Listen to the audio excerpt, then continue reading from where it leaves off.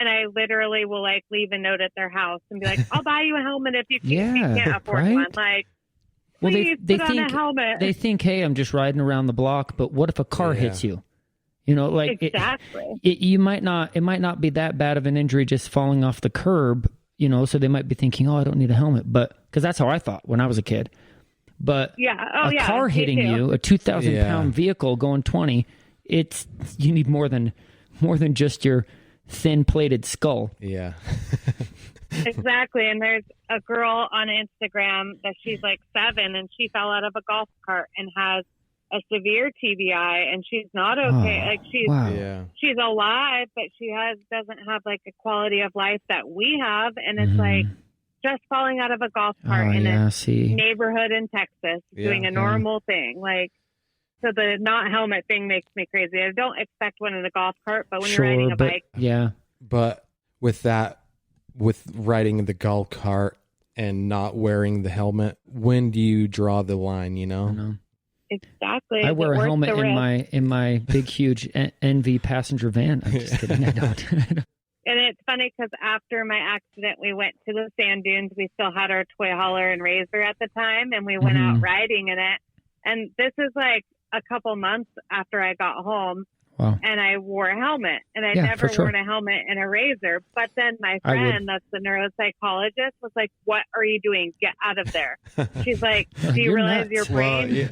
That could be worse than a motorcycle crash. Well, because you don't fall, you don't just fall off. I mean, you can roll. Yeah, it can roll on you. Yep. Yeah.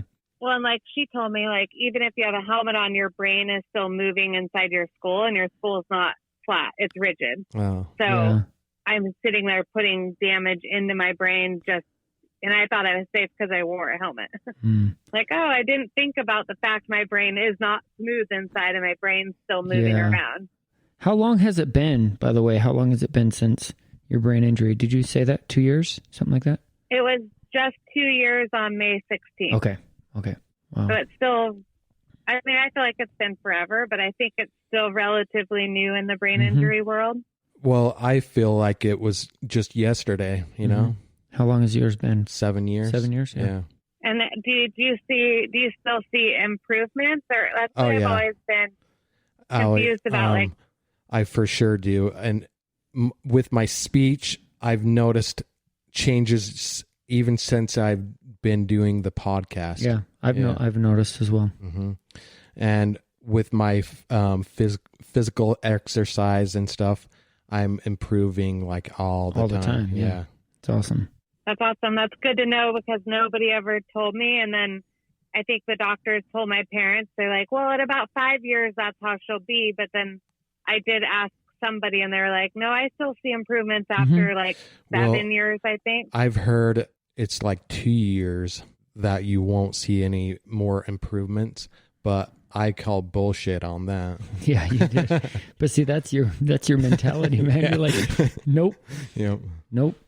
Well, yeah, and the brain's too complicated to know. You know, totally. Like, and each one's different. Yeah. Yeah. Exactly. And it depends on what you're doing. You know, what kind of, exercises you're doing for your brain and for your body. And it really depends on how much you're pushing your body, pushing yourself, pushing your brain. I feel like that could make a difference. My left side has like left-sided weakness from the stroke-like symptoms. So my left arm and leg don't work like the other one. Yeah. And through like rowing at the gym and stuff, it's gotten a lot stronger. Yeah. That's great. From just using it. And I try to make a point to use it. So like I'll pick up my cup with my left hand, even though I'm scared to do it, but it's just to make it be used, to make it strong again, hopefully.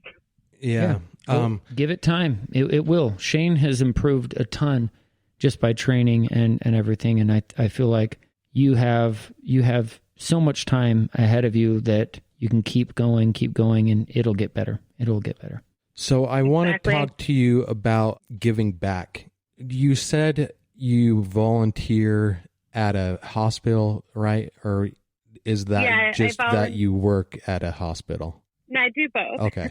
So I volunteer for OHSU's Think First program, and it's a brain and spine program, but you go out to students and just speak of your injury and what you learned from it. And that's where you tell the kids about your injury?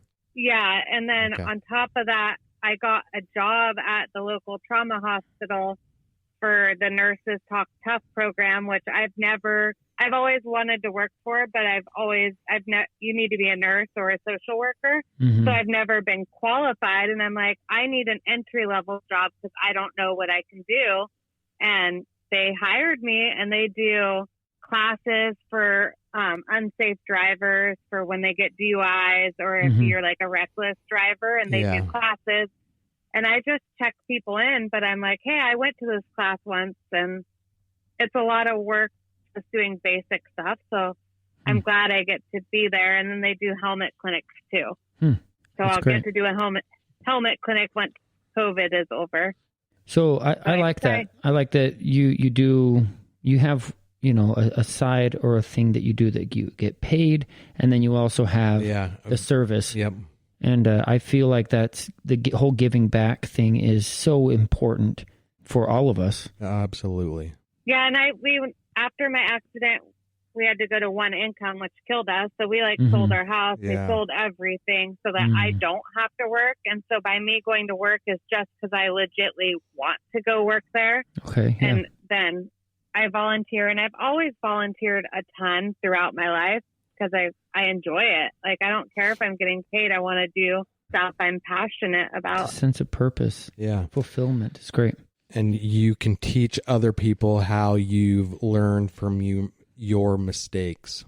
Exactly. And it just happens that my degree falls into what I volunteer and do. I'm like, well, this worked out perfectly. Yeah, that's great. At least what I chose to do in college works now, because if I would have became a nurse, I wouldn't be able to work. Yeah. So exactly. At least I can still do something. I just can't work full time, but that's life. You must be like a extroverted person to do that. Do you find that about yourself, like that you're an extroverted person? Yeah, I think I am. I think that now I still am, but I'm so tired all the time. Yeah. And I now get a little bit of like social anxiety. Like, I don't do as good in groups because I can't speak as well as I used to. Yeah. Like, I have a hard time. What do I talk about? But I think I'm still an extrovert. I completely understand that. It's very weird for me because I used to be such a talker, and now I'm like, but what do I say? It's hard sometimes. Am I saying it right? Yeah. And especially when you lose. That's what I struggle with, is saying things right. Yeah. I have a lot of people that have left our life, and a couple of them has been because of what I've said. And it's like, and my friends are like, don't they realize you have a brain injury? Yeah. Like, you don't mean to always say things, but sometimes they come out wrong because I don't know like the right way to say it. And that's the most interesting part about a brain injury, is the how much different they can be from one another. Like we said, I could remember pretty much my whole time in the hospital, and you can remember anything. Yeah, it's crazy. They are all so different, and you can't like compare. I see on Instagram people, like a lot of brain injury people unfollowed me, and I'm like, why? But then I realized because they compare. Yeah. And it's like, you can't compare one person to the other at all. Like, that's something that I find myself struggling with sometimes, especially on social media. That's the easiest place to compare yourself to others. Mm-hmm. And I sometimes have to just take a break for a few days. For sure. That's one of the reasons why my kids do not have social media right now. I have two in high school, and I'm like, nope, you're not going to do it. If you want to do that, later. Unhealthy. Yeah. Mm-hmm. The comparison. I have had to take I've taken like a month break off because I'm like, no, like I can't, especially with COVID, and my degree is also in public health. So I see things and I'm like, what are you doing? And then, then that's interesting too, because I'm like, wait, but the old me might have been doing that too. Because I might have been at the track with groups of people because you're outside, it's okay. I'm like, maybe I wouldn't though, because I know that COVID's real and the legit parts of it being in public health. I think the main thing is just not to compare yourself to other people. To other people, yeah. Comparison is the thief of joy. Yes. Agree. Yeah. So agree. Like, I've met people with mild TBIs with concussions that are worse than I am. Yeah. It can happen. Like, just stop comparing. Yeah. For me in the fitness industry, it's like, I can't go there. I get on, I post, my messages, my, the workouts, whatever, if it's nutrition, if it's mindset, and then I move on. I don't go around scrolling because there's no point. I don't know what somebody else's situation is. And if I start comparing and I start looking at, well, this guy's like super ripped and this guy, you know what I mean? He may not have 6 kids. He may not have. And your body style might be different. Because genetics might be totally different. Totally. Like, it happens. And somebody might even work harder than I do and yet may not ever see the gains that they want because of their genetics. So there's just so much. There's too much to do to compare with other people. So that's a big one for me too, because I've gained a lot of weight since my accident. And I admit at first when I got home, I did Uber Eats and I ate bad for 3 months. I just fed my feelings and I gained 50 pounds, and I acknowledge that. But if somebody sees me, they're probably like, oh, look at that fat girl, she does nothing or whatever. And I work out daily and I'm active. You're probably just thinking that though. Yeah. But people I know, at least, just because I've gained a lot of weight, but it's like, I know that I eat right and I know that I exercise. So that's okay. And I need to not care what anybody else thinks. Because like you said, everybody's different, genetics, you just never know. A great affirmation that you can say to yourself is just say, hey, listen, look at yourself in the mirror and say, hey, I've gained weight because of, the injury and eating a ton, feelings, all that kind of stuff. I recognize that, but I am now in the process of eating healthier, exercising, and therefore I love my body and I'm doing what I need to do to help it. Exactly. Exactly. And last October or September, I think I quit drinking soda. I quit eating fast food. I've done a lot of things to get better. And if I don't lose weight, then, I'm not losing it. And I have to remind myself, everything I put my body through, including having a kid, and just be okay with it. Because I know I'm trying and I'm being active and eating right. So whatever. I'm also almost 40, and my friends have reminded me that I'm almost 40, and that also changes your metabolism. And it's all about consistency. Just be consistent with what you're doing, and then be happy with the outcome. Exactly. That's all I'm alive, you can so do. It could be worse. At least I'm here to gain the weight, and at least I know I'm active, so whatever. Good mindset there.